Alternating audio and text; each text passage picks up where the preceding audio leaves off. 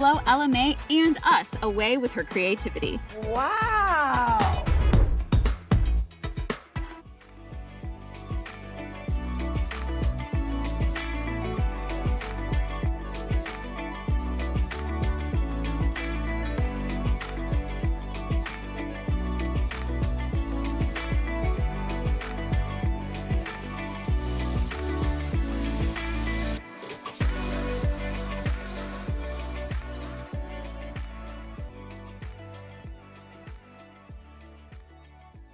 Welcome to the Grateful Life Webcast. I'm your host, Ashley Eicher.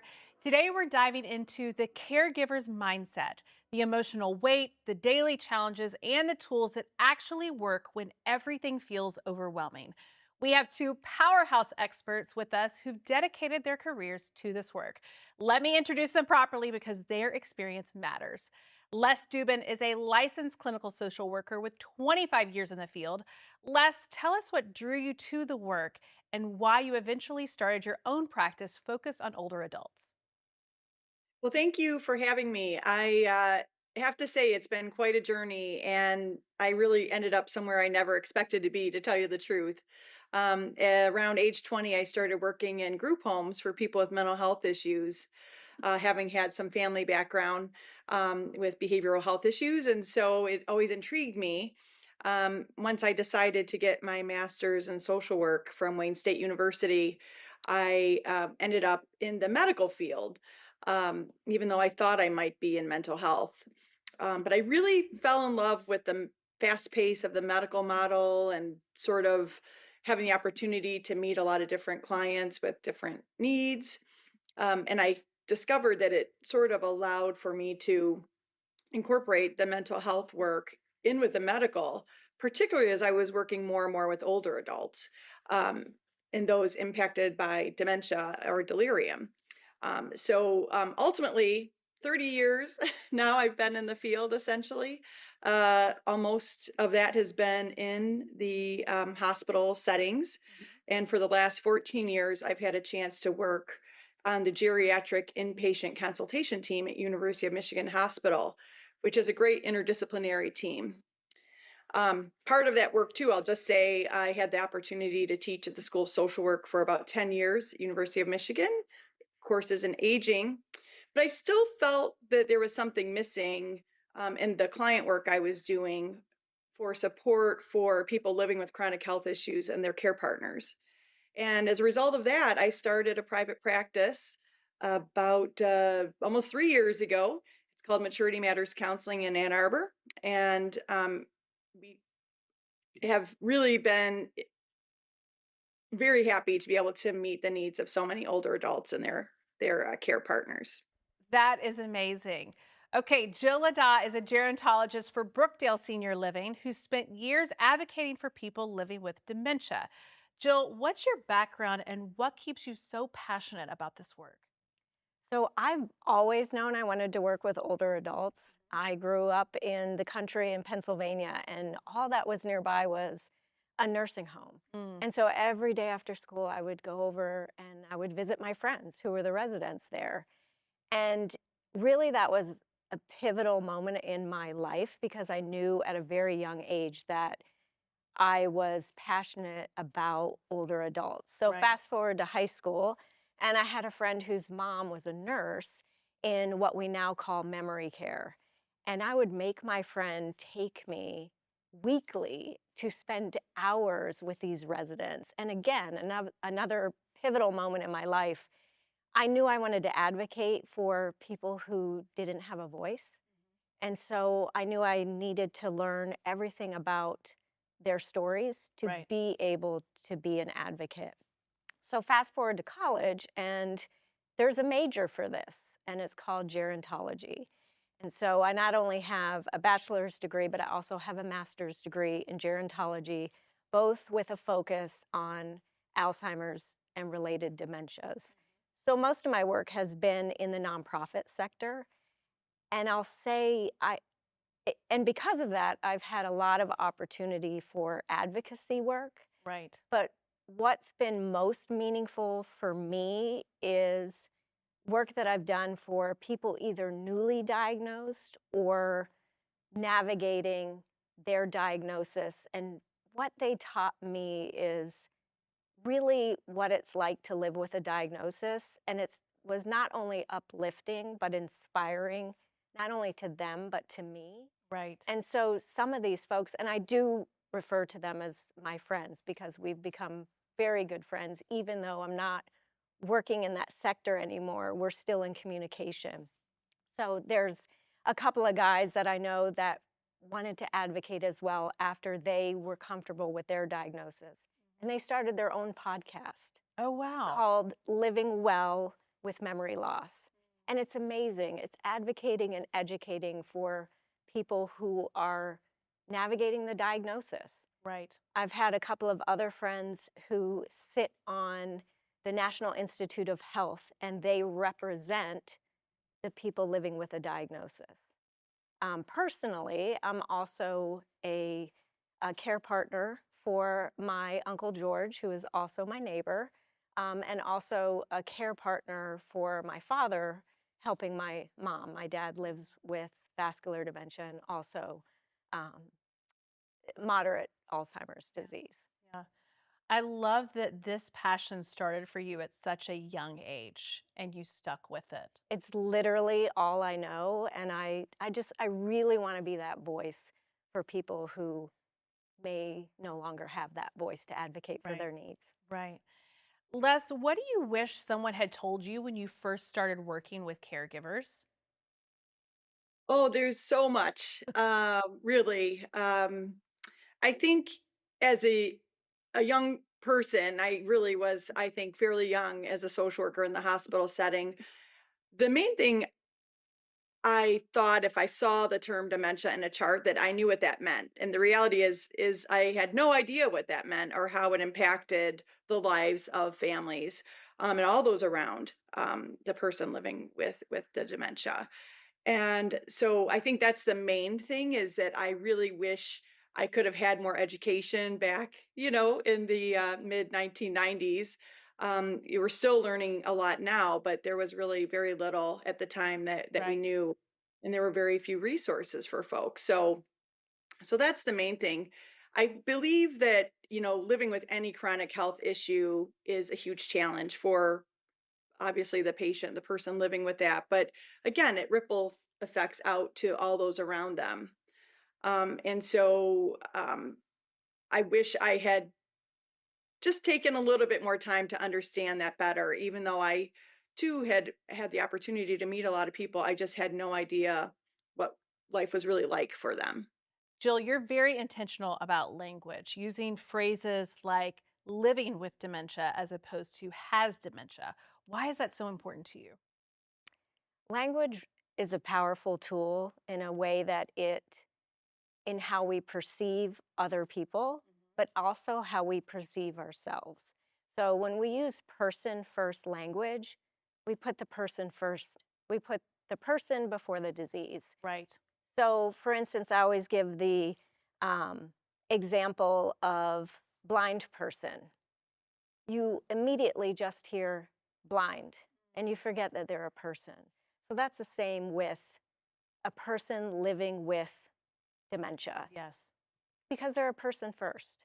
Right. And so we need to be more intentional about the language that we use. It's dignified and it's more respectful as well. I absolutely agree. And both of you see caregivers at their most vulnerable moments. So, what do you want people watching today to know about why this conversation matters so much? Les, what about you? Yeah, I think the main thing I want folks to know is that they're not alone, right? I think it's very isolating. People feel very lonely in their experience often. Um, it can feel embarrassing. There might even be some shame that people have when they have this diagnosis as if they've done something to Right. bring this on themselves. What we know is that over 6 million people in the United States are living with a dementia related illness. So imagine all of the families that are impacted by that, all the friends, all the neighbors, all the church friends and extended family. So it really does impact so many people, yet a lot of individuals are afraid to share that. They don't want to be treated differently. They don't want to be seen differently. And so what we want to make sure people know is that they're not alone, that it's not a weakness to ask for help. It's actually great to share their story, and they often are surprised how many other people then can share in that experience. And it can be it can be really, really invigorating and supportive to have other people who know what that experience is like. Absolutely. Jill, what about you? Yeah, I'm going to piggyback off of something that Les mentioned, and that's over 6 million people living with a diagnosis of a dementia. Right. There's also 12 million unpaid caregivers that are caring for a family member or a friend living with dementia. And so, to Les's point, you're not alone. Right. And there's so many other folks and resources out there that connection is everything. I will talk about as well receiving the diagnosis. It can come with such a whirlwind of emotions, Right. and just giving people permission to feel all of the feelings. And those feelings can be devastation, fear, but it can also be relief.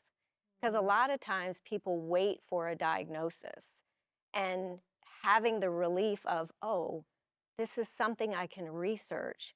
This is something that I can plan ahead for. Right. There's reassurance to that. And I think what I want people to know most is that there's so much time between diagnosis and death. There's so much time for living and to create meaning for your life. I think where the fear comes is we think about a diagnosis of one of the dementias, and we automatically have this image in our mind of what that looks like. But that's not what reality is. I've told stories in the beginning, in the introduction, of some of my friends who are living with a diagnosis, Right. doing wonderful things, advocating, and making a difference that provide meaning for them and their families. Let me sort of paint a picture. So let's say that a woman calls either one of you crying because she feels guilty about enjoying a holiday dinner with her mother. The guilt and shame is overwhelming. Les, what is really happening here emotionally? Holidays are really tough. They are hard because we have these core memories of holidays from the past, and we often will envision what the holiday should look like. And when our family members aren't able to be with us, it's a visible reminder that things are different, that things are Hmm. changing. And so a lot of times people will feel shame and guilt for not including their loved ones if they've decided for some reason that isn't going to be in their best interest. So what I'd like to do is tell people first to recognize the loss, right? I'm going to talk more about the grief that comes with this diagnosis for the family and the person living too with these conditions. But um, it's really important to identify and recognize that this is different, and it is grief, and it's very hard. I also like to help them recognize that they can, just normalize and neutralize some of what they're feeling. That feelings are because we need to feel them. It's part of our human nature to have a certain emotion in Hmm. response to a certain type of stressor. And so this is really big. And I think in these situations, what I find is a lot of families are using a lot of negative self-talk and should statements like this is, mom should be here. We should find a way to make this happen. Right. And really what I like to do is really highlight for them that they are often being thoughtful about her needs and possibly reducing overstimulation in a lot of these situations, right? So if there's a way for mom to be present, for example, of course you want to support that even in a short, very brief visit. But often as the disease will progress, this is very common that families end up in the situation where loved ones are missing family events because of variety of reasons. But I want just people to know it's normal and to find that support and to try to not be so hard on themselves. Well, and Jill, how can care partners create moments of joy without adding stress or tension? This is a very timely topic for me because, as I mentioned, my dad lives with a mixed dementia. He lives with vascular dementia and moderate Alzheimer's disease. And we're talking about this topic right now and how Right. we celebrate Thanksgiving with my parents. And so what we're doing is we're having our larger family Thanksgiving on Thanksgiving. Mhm. And then we're going to have a smaller event with my parents so that we can cut out some of that chaos, that Right. overstimulation, as Les pointed out. But I think at the core, what caregivers and care partners really need to think about is we need to adjust our expectations. Holidays are going to look different, and that's okay. Right. And that sometimes, the best thing with people living with a diagnosis is go with the flow. Right. What you expect usually doesn't happen in the way that you imagine it. And sometimes the most meaningful times and those memories come from spontaneity and what happens naturally. And so one of the things that we're doing, not only with my dad, but also the work that I've done with other folks living with dementia, is it's really important to keep up with those routines Mhm. as much as possible, including sleep and rest. And planning those events, if you choose to include mom or dad in my case, Right. is when is the best time for that person. Right. So for my dad, it's early afternoon. So that's when we plan, although we're going to go with the flow in case that doesn't happen that way. Mhm. But we plan to have that meal with my dad in the early afternoon because that's when he's at his best. We want to make sure that the stimulation is very minimal. Right. So that's why we're having a smaller event, because a lot of times people living with a dementia have difficulty following multiple conversations, Right. especially if there's music playing or children laughing or dogs barking. That can all play into that anxiety and the chaos. I had a friend named Frank who lives with vascular dementia, Mhm. and his birthday was around 4 other relatives' birthday. So their tradition was to always have a birthday party, and for all 5 of them. Right. And he shared with me, I love getting together with family. They're the most important part of my life, but I'm finding it difficult to be at this birthday party because there's so much going on, and I'm anxious in Right. trying to have conversations and anticipate. So one of the things we set up for Frank was a safe place, a quiet place for him.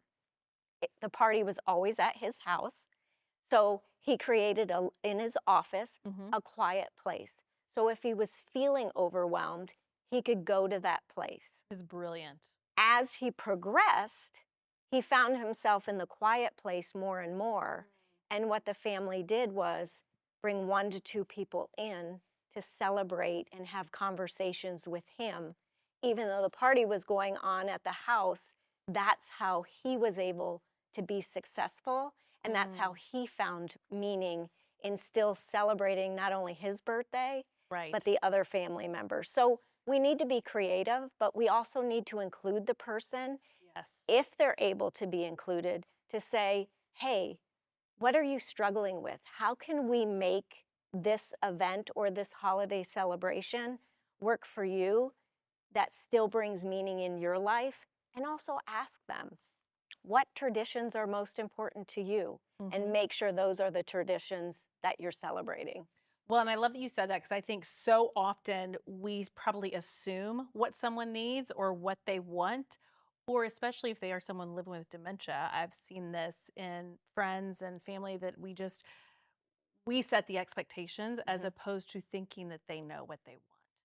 And a And so lot I of think not times, making that assumption. yes, and it's a great point, because what I've seen in my work is when someone receives a diagnosis, we automatically assume that they can no longer make their decisions anymore. And so we always need to include people. My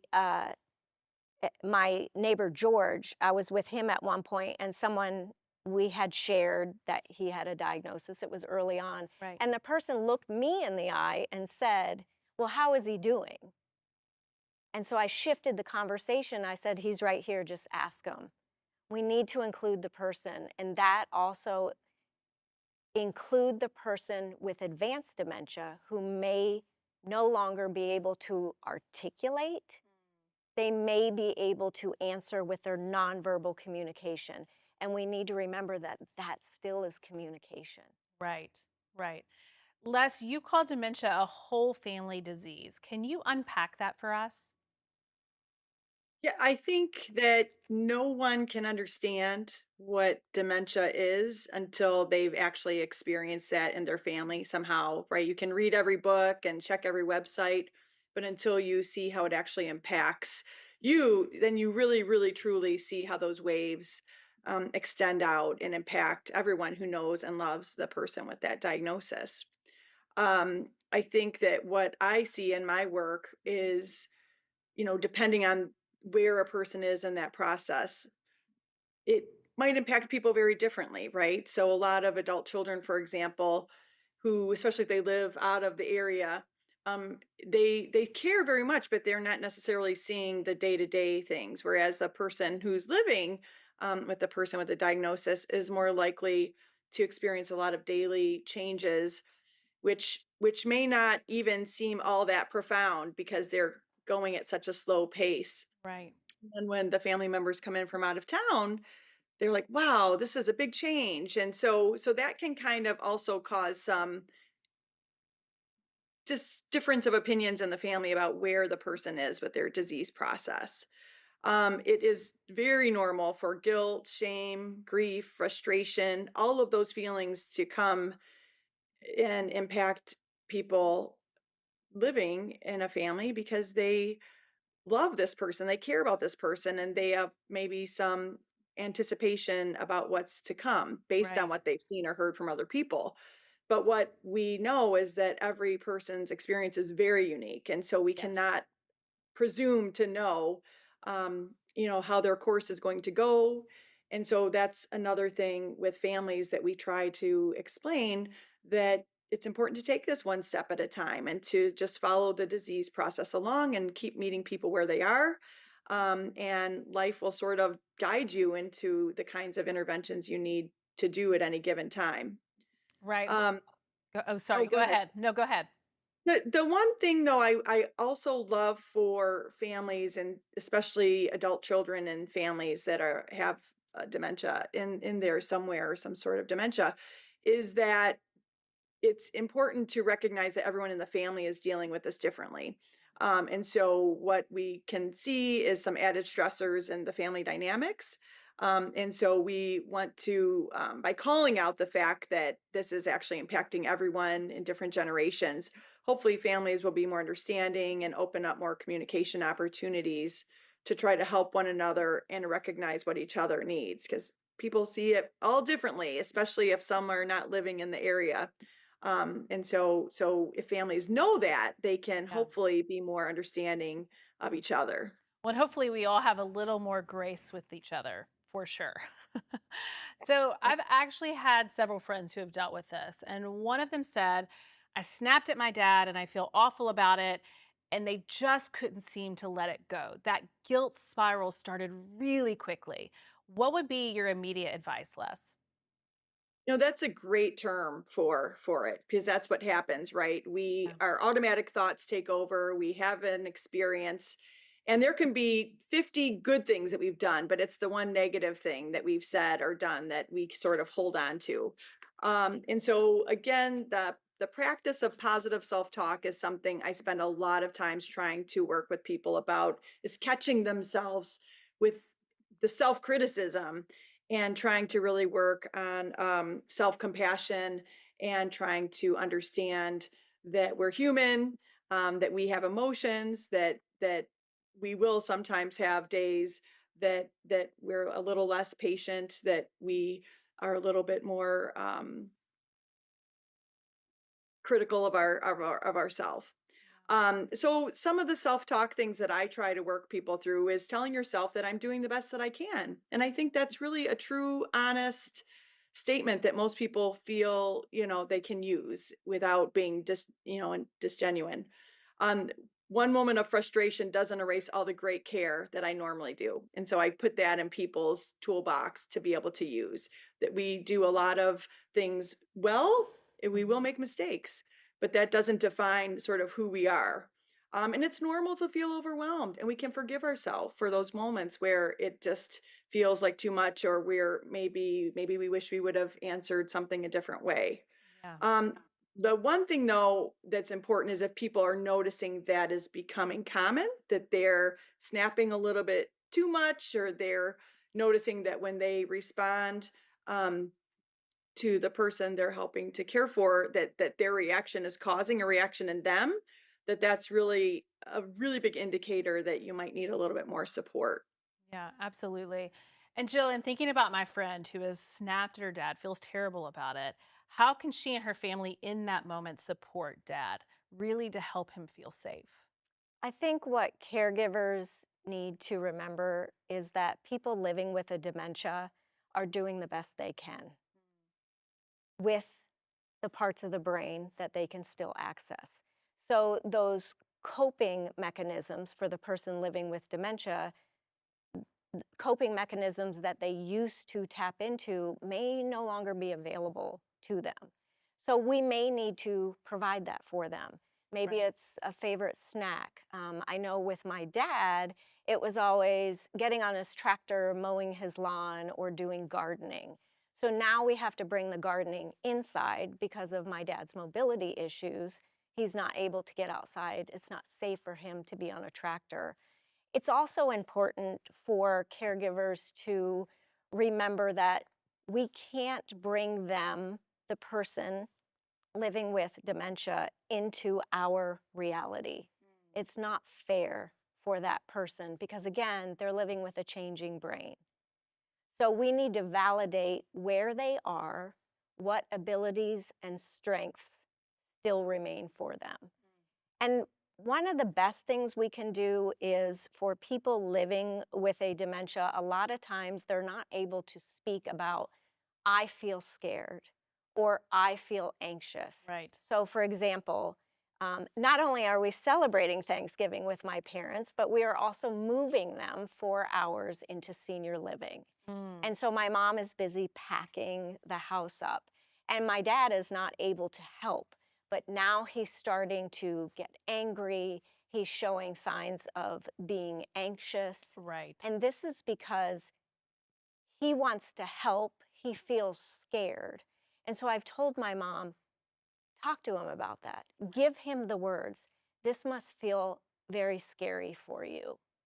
And then I had her get his coins out and have him help sort those coins. But giving the person the words, this Right. must feel very frustrating for you because suddenly they feel seen and they feel heard and validated. Right. Let's talk about anticipatory grief. So let's say someone's spouse is forgetting their name. What is that person going through? Yeah, that's a huge loss for people. It can be really devastating for family members when that happens, right? These are folks that have been together for decades often and feel like they have been through thick and thin. And it is really surprising to family members often when the person living with the dementia can't remember them, or gets confused about who they are, right? It's not uncommon for a husband to think that his wife is his mother, for example, or for their daughter to be their wife. And so it's not only sad, but it's confusing. But I want to talk about in the context of that, of anticipatory grief and what that means. It's really the process of mourning the loss of who the person was, but also what they had in mind for what the present should look like, and also for the future. So there's a lot of different loss that's in that, a lot of sadness, and a lot of grief of what's ahead. We actually call this the slow goodbye. There's a lot of information out there about this feeling, because as dementia will progress, often a person would get to the point where they may not be able to identify their family members in the same way. What we try to tell family members, especially in the dementia world, is that very often the person living with dementia does know something about them. They know they're comfortable. They know they're safe. And so that's one of the ways we try to help people get through that. And just again, meeting their loved one where they are, even though they might not identify them the same way. Um, but it's really important to recognize the sadness and again help them see this as a normal part of the process for many. Absolutely. And Jill, what about the grief that is experienced by the person living with dementia? And I'm so grateful that you bring this up because I think a lot of times when we think about Alzheimer's and related dementias, we only think about the grief of the caregiver. And we're not thinking about all of the changes and the loss that somebody living with the diagnosis experiences. My friend Mike always talked about his changing brain as a fire in the library. So he'll talk about how there's books and sections that still remain, Right. but then there's fires in other ones that he can't access. Just like Les was saying, may not remembering who a child is or who a friend is. That was a fire in the library that he can't get back. But when you think about grief, I think about my dad, and I think about where he is in his journey with dementia. And he's a father, he's a husband, he's an educator, um, he's a craftsman, and he Right. was a provider. Well, he can no longer do his crafts anymore because of his changing brain, visual, dexterity. He doesn't always remember who I am. So waning on playing that role as a father, and he's not a provider anymore. And so the story that I talked about my parents moving, my dad always made these big decisions. He was always a provider of the family. And I know that parts watching all of this packing going on and he doesn't feel like he's a part of it, he's grieving the loss of being able to be the provider and feeling needed. And so that's something I've been talking to my mom about, as well as talking about to other caregivers about, is we need to make sure that the person living with the diagnosis still has an opportunity to give back to the community, to be a provider, and to feel needed. We Right. all have a need to feel needed. And that can be little things. Like I talked about the coins, my dad sorting the coins. That's his job. My mom needs him to do that. Right. Les, in situations like what Jill is talking about, how do you help someone find themselves again? It's a process. And I think part of what we do is, again, try to normalize that every day is going to look a little bit different, but to understand that finding that balance is possible. And this is often where counseling can be useful to people if they're open to that idea. But simply just the support of family, friends, or even spiritual leaders, again, to help them feel like they can reach out and try to do different things. One of the examples that comes to mind is a gentleman who is taking care of his mom, but he starts to say, "Well, I used to be a golfer, right? I used to, be a husband and a friend, and now this caregiver, and that's all that I do, and that's all that I am." Well, first off, it's a great job and role. It's important. We all need to take care of one another in our communities. But what he's saying is he doesn't feel that he's himself, that he's missing out on things. So one thing that I try to assess for folks is if they are feeling like the role is too much and if they might need a little respite care or more support in the daily caregiving role, so that there might be an opportunity to still go and play a game of golf if that's something that is important and can be valuable. Jill was talking about the fact that as individuals we see ourselves and define ourselves in different ways, so really figuring out what is it that people miss about what they're no longer able to do and to see if there's a way to include at least some bits of that back into their lives where they are now. Again, I can't say practice self-care enough, and people um, have a different definition for what that means. But really, truly, some of the stuff that Jill mentioned before as well is sleep and nutrition, exercise if possible, even if it's just a walk, but some sort of activity that helps the care partners feel like they are taking care of their basic needs. Um, I also, work with people to talk about it might be time to think of some new activities, perhaps with their family member who has a dementia. So it might be still golfing, but doing fewer um, golf holes or using the cart more. Right. So being creative with how to find parts of yourself that you miss, but that still find a way to balance that into the life that you have now. And expecting good days and bad days. You know, this is true for all of us. But I think especially when folks are having a loved one with a dementia, and as that disease progresses more and more care is required, it's even that much more important to find the balance of what they miss about what they used to be like. Absolutely. And you use the words care partner instead of caregiver. Why does that distinction matter so much? I think that this is very true, and I'm sure Jill is going to say more about this because it's language matters, right? She said Right. that early on, and I totally agree with that.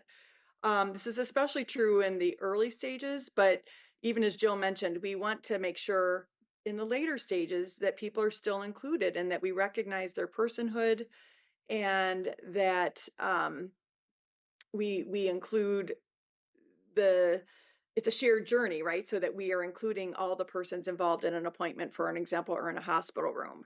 And so I think that if we just use the term caregiver, it seems really, a one-way direction. Right. It doesn't really highlight the partnership that really is the true experience. And so I really try to use care partners as frequently as possible. And like Jill mentioned, making sure that all of the medical providers, for example, in my hospital work or my clinic work, that we are recognizing that we are sensitive to how caregiving can be perceived by the person actually living with a dementia. Yes. And Jill, you insist that people living with dementia can still make decisions. We've talked a little bit about this. Can you expand upon that a little bit? Sure, choice can empower cognition. Hmm. And it's important that, we're talking about people living with a diagnosis are people first. Right. And so we want to preserve autonomy. And we certainly don't want to create learned helplessness. Because especially as the disease progresses, or sometimes as care partners, we become impatient. It's quicker for us to just do the task for the person, when in reality, the person may be very capable of doing it. They're just slower to process the information Right. and then begin the task. And so it's really important for us to still allow for choice and decision making for people living with advanced dementia, or folks who maybe struggle more with the language and the processing. Again, they can still make choices with their nonverbals. Right. Language, spoken language, is just a small part of how we communicate with each other. And again, is so powerful. So powerful. Let's talk a little bit about boundaries. Les, what's one boundary that every care partner can set in their first month? Because when we get into talking about self-care, I feel like boundaries are so important. So I'm gonna go big on this one, because I think it's a super sensitive subject, and it's about driving.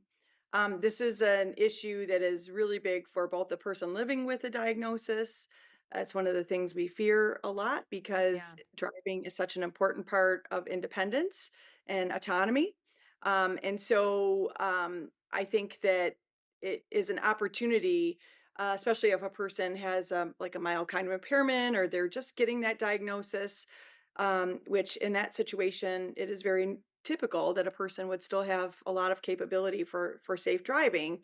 But sometimes when family members hear that diagnosis, they immediately want to intervene. And so I think this is an area where you can intervene in a way, but but setting a boundary about when is it that should happen. And so I think that's a conversation I would be glad to talk more about. Yeah, this is actually something we walked through as a family with one of my grandmothers, and it was a very challenging process for both of my parents. So, can you talk us through what is this script? How should someone approach this? So it may look a lot different in the later stages. If safety is a concern and that person is really struggling, maybe they're denying that they are not able to drive. But I want to propose the idea that people start to talk about this much earlier in the disease process and right after the diagnosis. Once people sort of hear it and set with it a little bit. One family member I'm thinking of in particular is that to just say, Dad, look, I want you to keep driving for now, but the day may come where that may not be safe. And so I want your help now on how I should talk to you about that when that happens. What do you think we should do if you can't drive anymore? How would you like us to tell you that? How would you like us to proceed? Now, it could be that dad says, I don't think that will ever be a problem. Right. But I think part of having that conversation helps family members feel less guilty and a little bit more empowered to know when to do that. Instead, a lot of folks will avoid those difficult topics such as Right. driving or managing medications. And so if you have the opportunity in the early stages, I really do feel like people should take on some of those topics to try to include their family member, and maybe even have them write it down in their advanced directives or their power of attorney document, which I hope everyone has, by the way. um, but it just, I think, helps families be prepared and be able to know that they've tried to include them. Just as Jill is saying, it's really important to partner with people if you can, to try to plan ahead for things that might be difficult. Well, and I love that you said having these conversations earlier, because to your point, and Jill's as well, I think so often families are like, we'll cross that bridge when we come to it, like not wanting to have that conversation. But at the same time, if we are having that early, if we are involving the person living with dementia, our family member, the person we love in that conversation early on, getting their thoughts and feelings about what they want and how important that is. I mean, both of you have talked about that today. It helps with the caregiver guilt as well, because Yes. you have written down exactly what your loved one wanted or Yes. didn't want, especially even if it comes to providing in-home care or moving into senior living. By having those conversations early, you can have that documented so that you know you're speaking truly on behalf of your loved one. Yes. And Jill, we talked earlier about that holiday dinner scene. What are some practical changes that could transform that entire situation? Whether it's environmental, it's food, distractions, what could people do? Well, we talked a lot about the holiday dinner. I think what might be a practical tool for our listeners is thinking about like a typical meal. Hmm. And maybe your loved one is getting stuck, maybe not eating, even though they say that they're hungry. So a Right. lot can go on at the dinner table. Think about what's going on distraction wise. I know earlier today we had a truck beeping. That may be distracting for somebody living with a dementia, but also some of the visual things that we can control. I always give the example of if you had a white tablecloth with a white plate, and then we served plain chicken, mashed potatoes, no gravy, just plain, Hmm. and macaroni and cheese. For one, it's not going to look very appetizing, but for the other, visually, they may not be able to see that there's even a plate on the table because it's all the same color. Mm. So, really making sure that food is identifiable for the person. The other is knowing where the person's deficits are. Right. So, for example, somebody may have executive functioning difficulties, which means their starter button is broken. So, Right. while they're telling you, yes, I'm hungry, and the food is in front of them, they're not eating. So, Right. it could just be prompting them, oh, your chicken smells so great. How does it taste? That may be enough to get them started. Or they may need some help getting that muscle memory going. So some hand under hand or hand over hand whatever that prompting and cueing may be, or maybe finger foods is how that person is successful. But the key is we need to keep attentive and watching and listening, really being a detective on where is the person getting stuck and how can I better meet their needs? Because our goal for our loved one, but the goal for the person is to still remain independent, especially when it comes to meals, Right. because no one aspires to be fed a meal when we Absolutely. get older. Well, and I never thought about the colors on the plate of the different, whether it's vegetables, chicken, mashed potatoes with no gravy, like that being an issue. I Yes. never thought about that. Yeah, because if you think about the changing brain, not only maybe you already have some visual problems just due to normal aging, but then depending on the dementia and the part of the brain that is affected by dementia, Hmm. you can have even more visual deficits. Right. Les, you've mentioned acceptance and commitment therapy. To some people, that may sound really intimidating. What is one technique that someone could try this week? Yes, I think you're right. It does sound like a lot of words, and therapists use a lot of different approaches when they're working with folks. But I love acceptance and commitment therapy because it really just kind of meets people where they are, right? So, and when it comes to living with a person with a dementia, what we hope is we try to help reduce the guilt that people might feel and not judge themselves and just sort of accept the situation they're in, but try to problem solve how to manage it better. And so there's also something in this type of practice we call values grounding, which really allows for care partners to just think about their personal values, what's important to them. Like we always talk about with the person with the diagnosis, what matters to them and accommodating that. It's super important. But again, if we're talking about partnerships and trying to manage this as a family, we want to make sure that caregivers are also not neglecting their needs as well. So one really good routine I like to do first is super simple. Anybody can do this. So your viewers can do this right now. But you sit, in a way that's comfortable. And you just take a few really deep breaths in through your nose and exhale through your mouth. And you just do that about 10 to 15 times. And just being present with yourself for a minute. That's something we can do if we're at a light, in traffic. We can do while we're staying in line at the grocery store. And we certainly should do it if we notice we're starting to feel a little bit impatient with the person we're caring for, that we just take a few of those breaths. So that's number one. Step two of try to do this is tell yourself, what kind of care partner do I want to be today? What strategy do I want to use today to try to get through any difficult times that I have? Okay. And so do I want to be extra patient? Do I want to remind myself to be patient? Do I want to be kind? Do I want to try humor today? And so you just want to really try to think through the fact that there are likely going to be problems, but you're going to go in knowing that you have a strategy to manage it. And then the last step that I often encourage people to do is to give yourself a post it note. This works for people living with a diagnosis as well. But for the care partners, it's really important, especially if you know there's a high stress part of the day, right? Jill talked about knowing when the best part of the day is for a holiday dinner, for example. You want to schedule around that.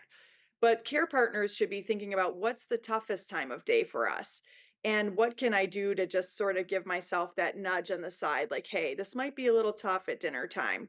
What can I do to remind myself to take a few deep breaths and that we're going to get through this? Absolutely. I love that you talked about just the taking deep breaths and grounding yourself. I mean, that's something, if I start to have anxiety, that is something I know to do just to get regrounded, recentered, and be able to keep going. So I love that you bring that up. I think that's great.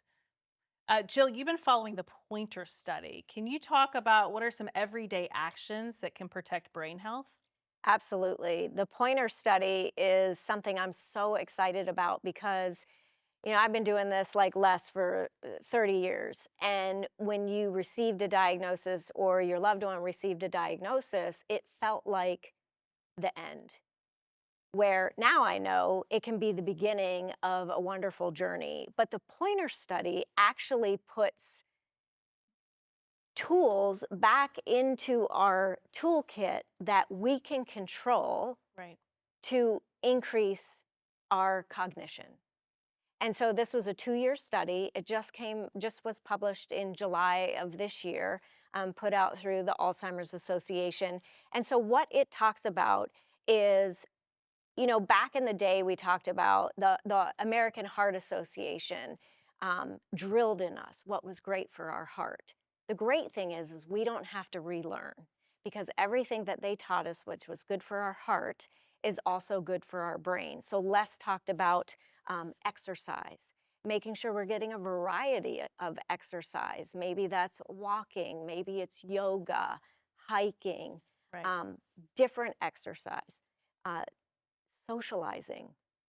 It's so important not only for our care partners, but also for the person living with a diagnosis to keep up with those connections, Yes. not saying, I can't do it today because I have too many caregiving responsibilities. It's so important. The other pieces are the mind diet or nutrition. I mean, think about when you're hungry or you feel dehydrated, you feel foggy. Right. So imagine somebody living with a dementia, and then on top of that, they're skipping a meal or they're not hydrated. So they're going to experience even more brain fog. Right. And then, of course, there's some wonderful uh, cognitive games and programs that we can do online, or there's other places who are offering these. But what this study showed is that these lifestyle changes actually can protect our brain from cognitive decline for folks at risk of developing one of the dementias. Yes. But it also can help our folks who are already living with a diagnosis protect those parts of the brain that aren't affected. And I just love that there's a piece of control that comes back to us. Yes. And so we don't have to feel as helpless. I love that. Les, when someone walks into your office drowning in care partner stress, what happens in that first session? Yeah, that's a common thing, right? As people are trying to manage so much on their own, it is often a crisis that might even lead them to that. So it's pretty overwhelming by the time we see people often. So I really just let the caregiver sort of drive the session and listen to them and hear what it is they want to talk about. And I do that without judgment. I really just try to be a neutral place for them to share what's on their mind. One of the perks, I think, of professional um, counseling is that I don't know them. I'm just hearing their perspective. And so if you're talking to a family member, a neighbor, a spiritual leader, they also know the person that you're caring for or with. So it sometimes will really limit how honest you can be about what you're really feeling and what you're really going through. So I really mainly want to make sure that people know that it's safe, that it's confidential, provided they aren't, going to harm themselves or anyone else. Right. But I just really want to understand what's going on with them, and so that I give them that space. If they're open to it, we might do one of those relaxation exercises together for just a few minutes. And right away, I try to let people leave that first session with one tool at least. So maybe that's a prompt to write a particular journal article, or to go for a 5-minute walk, around the house. But just something that feels like they're doing something for themselves that ties back to the session. And then the subsequent sessions, we just sort of keep building off of that. So let's talk about saying goodbye to who someone used to be while caring for who they are now. Les, how do you help families navigate that? The first thing I try to help families understand is that their loved one, that's living with the dementia is still the same person. They're just a different version of themselves, and they still need all that love, support, and understanding that they've always needed. It just needs to be packaged a little bit different. And so I also try to help them reframe the situation and how what can feel burdensome sometimes and is at times a challenge. It's still there are some benefits and there is even a gift in being able to be present and on that journey with people as you're trying to make, ensuring their comfort and that they're getting what they need through this process. I think that I try to help family members understand that communication, um, even if it's challenging, that the behaviors, right? Like Jill talked about the various Yes. ways you can still communicate and understand that the behaviors themselves can be a form of communication. And so and if you have that history and you know this person, family members are really in a very good position to try to help give a person the best quality of life possible, despite some challenges that are happening with them. Um, I think to prepare and trying to prepare for the slow goodbye that I mentioned Yeah. is trying to engage, different family members in doing things like life review and having, discussions about past memories that people might be able to remember, bringing out things like pictures, and just talking about favorite memories in the story telling, and that can be really great for the intergenerational experience. I've had family make, people do quilts together, like just, whether that's cutting or sorting the fabric, depending on where that person is and their ability to help. Singing favorite songs together, hand mold. So all kinds of things that people are able to do. And again, we want to make sure we're including that person with a diagnosis as long as possible up until the very end in whatever way that can be done. Um, so I think that those would be some strategies. But again, if people are finding difficulty coming up with ideas, this is where support groups and talking to other people who have lived through this, or if you're in a facility, to get the support of the staff to just try to keep finding ways to be engaged with them. Yeah. One of the things that we did as a family, as both my grandfather and my grandmother started to show signs of dementia and Alzheimer's, was I would sit down and just have conversations and start recording, on a voice memo on my phone and start asking them questions about the past. One, to just get them thinking about it, but I really just for us wanted to know what they would say. And so it's really special memories for us to have now that they're both gone. And so, I love that you bring that up, Les. I think that's a great idea. Joe, we've talked a bit about how these conversations with a person living with dementia, especially those conversations about the future that can happen early on, what should families discuss while they can? I love that Les said keeping the person involved all the way to the end because I think that's important. It goes back to they're a person Right. and they have a right to be a part of the conversation. But going back to Les's conversation about difficult conversations, as in with driving, I think it's so important that we talk about what are your no goes. For example, if you need a home care person to come in, what if I, as your care partner, am not able to bathe you and that is something that you need someone to assist you with? Right. Would you want a man or a woman? What is your preference? And and putting that down again, like we talked about, honoring their voice by asking them when they still can tell you Right. with words. Because even when someone is living with advanced dementia, they can still make choices. For example, would you like beef or chicken? And the person does not have to use words to indicate which they might prefer. They can point, you shot an eye over to the chicken, so I would serve you the chicken. Right. This can be with clothing. Do you want red socks or blue socks? And actually showing them because you're preserving autonomy, but it's also dignified and respectful. Right. And that really helps.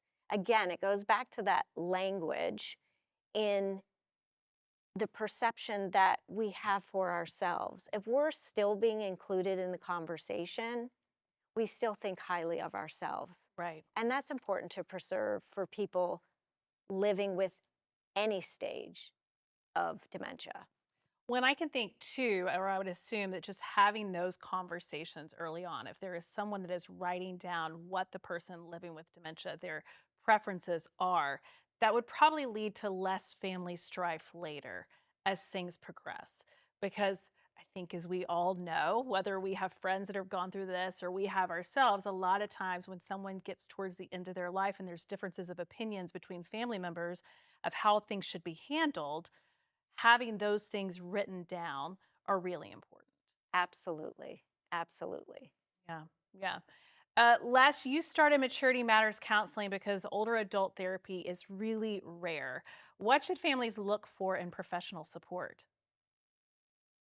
Yeah, it was really mind-boggling to me how difficult it was for our clients to get into a clinic. I mean, mental health care, especially after COVID and all the isolation and loneliness that people were feeling. Um, we had wait lists for every age group, that of folks who would be interested in professional counseling. But when I was putting together the clinic, and we only had a couple of clinicians at the time, I actually just tapped on the shoulders of my medical colleagues. So I was looking for people who would be able to understand what living with chronic health issues does to a person in their circle. I also wanted them to be able to have the ability to understand the emotional side, but also I thought it might be important to have somebody that could help problem solve and find resources, because often that is a huge part of being able to find the balance of life with a chronic health issue or a cognitive disorder. um and so I think that when family members are interested in counseling, the one thing they might think about is finding a clinic that takes Medicare insurance.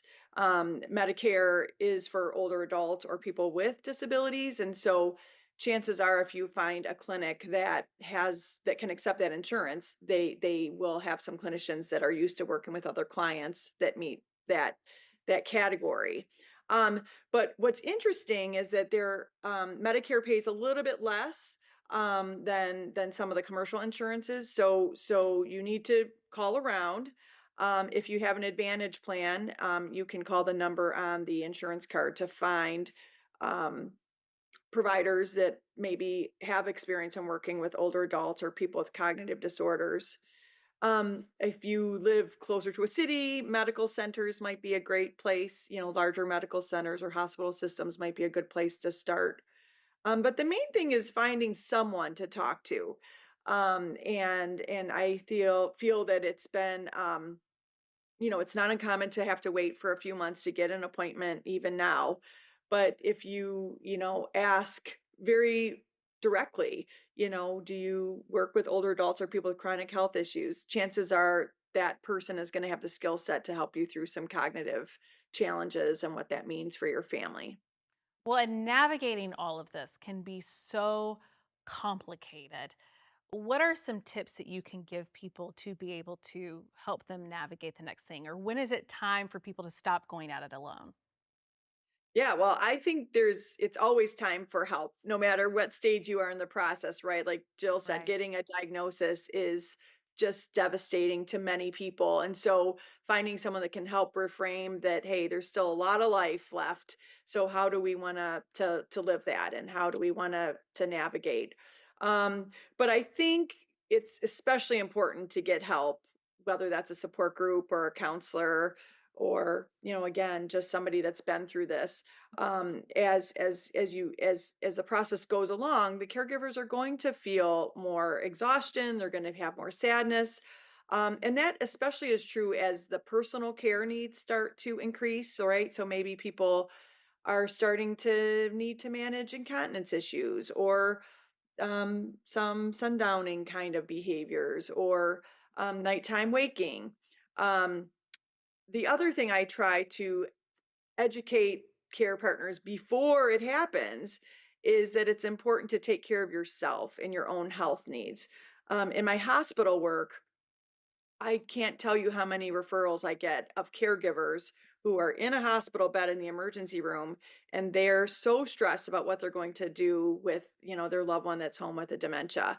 And so these are the kinds of things where I try to really educate people about the value of planning ahead and to know where to find resources, whether that's through some of the national websites, or a local clinic or a local support group, but getting help somewhere before the crisis happens. That's really, really important. Yes. Jill, what are some resources that caregivers consistently miss?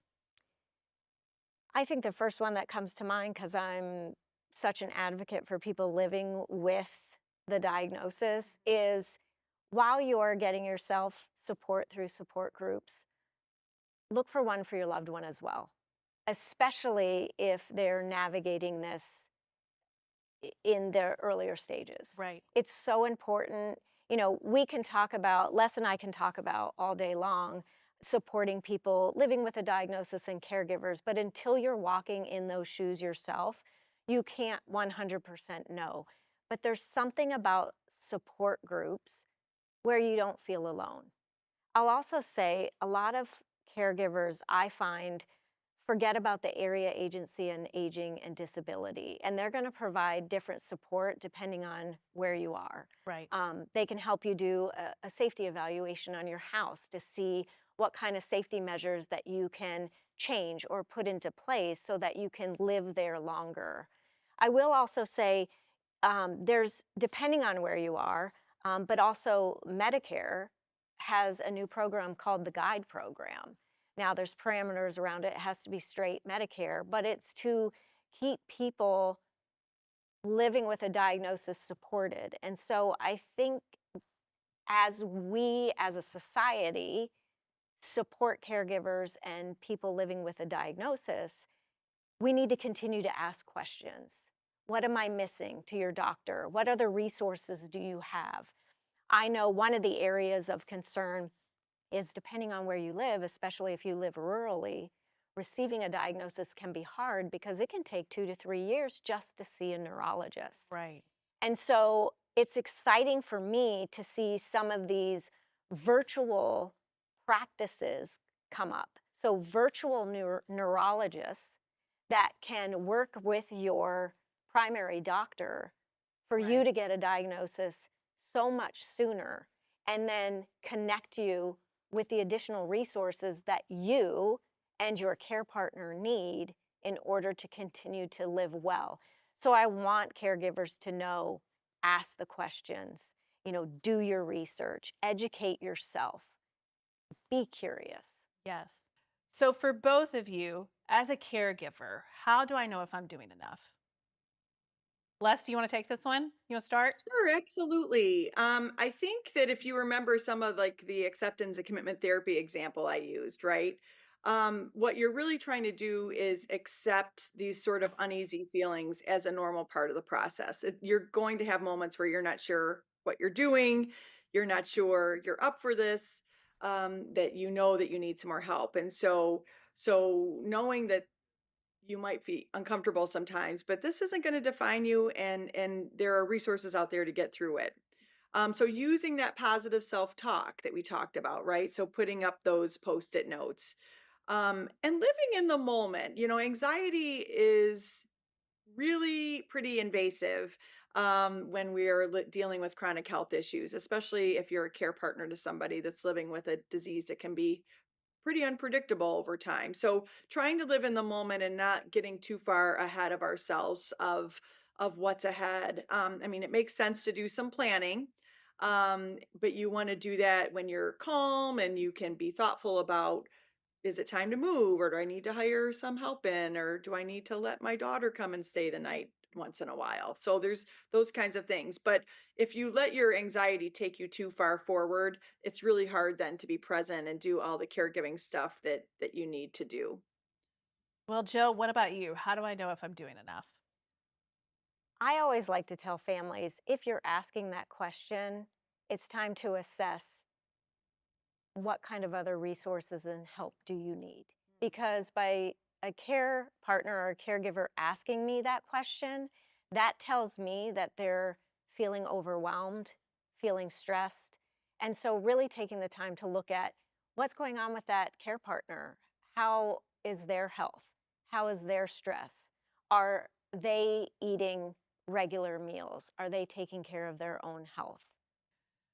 Okay, there has been a lot that we have shared and covered today. Les, what is one thing you want people to take away? I think the main thing is that there's no right way to do this journey. Depending on the type of dementia a person has, the type of resources you have, where you live, it's just so unique. And so I just really hope that people will be kind to themselves, know that it's a long journey, but there are resources there to help, so you don't have to do it alone. Jill, what is one thing you want people to remember from today? I want people to remember the analogy when you're on the airplane and you have to put on your own mask before Mm, you help somebody with their mask. It's yes. so important for caregivers and care partners to take care of themselves so that they can show up and be the best care partner or caregiver to their loved one. Yes, absolutely. And before we close, I want to thank both of you for the incredible work that you do every day. Les, you've been in the trenches with families for over 25 years. How does it feel to share this knowledge with our viewers today?